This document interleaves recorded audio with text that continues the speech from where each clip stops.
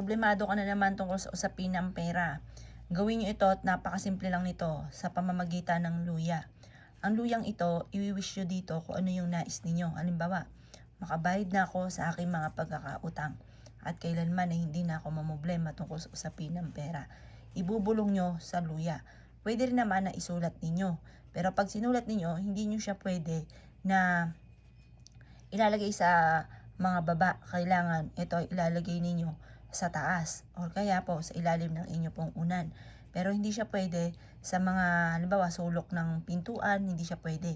Pag sinulat po ninyo, dapat nilalagay sa matataas. Kaya in case man na kung saan nyo siya gusto ilagay, pwedeng ibulong nyo na lang dito. Ang importante sa pagbulong, mula sa puso ang pagbulong. Yung ba tipo na naniniwala ka na magkakaroon ka ng maraming pera? Importante po na naniniwala ka.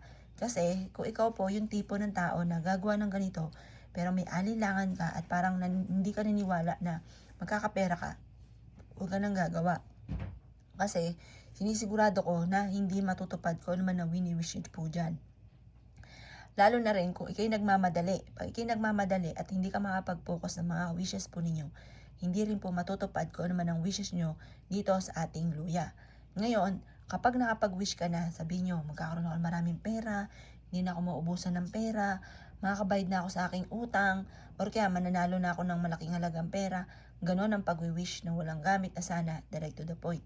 Pagtapos ka na mag-wish, eto ay ibibilad nyo sa sinag ng araw hanggang alas 8 ng umaga.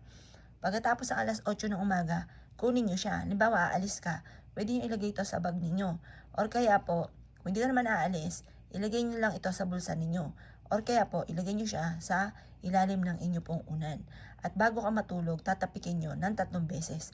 Sabihin nyo po, magkakaroon ako ng maraming pera, magkakaroon ako ng maraming pera, magkakaroon ako ng maraming pera. Ganon ang pag-wish. Eto pa mga bossing ko, yung araw-araw na ganon ang ginagawa ninyo, nagtatawag ka ng swerte lalo na sa pera. Kung anong salitain natin, nagaganap po yan. Kaya makapangyarihan yung ating salitain. Kaya kung naisip po na magkaroon ka agad ng maraming pera, kailangan ganyan ang gawin po ninyo at maniwala ka sa inyong kakayahan na magkakaroon ka ng maraming pera at makakabayad ka na sa inyong mga pagkakautang.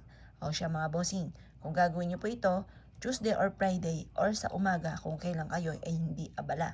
Kapag gumagawa ng mga pampaswerte, hindi dapat nagmamadali. Dapat mula sa puso ang pag-wish at naniniwala ka sa mga wini-wish po ninyo na inyo itong makakamtan. Kaya kung kayo naniniwala at gagawin nyo po ito, ay siya mga bossing, good luck po sa iyo po lahat.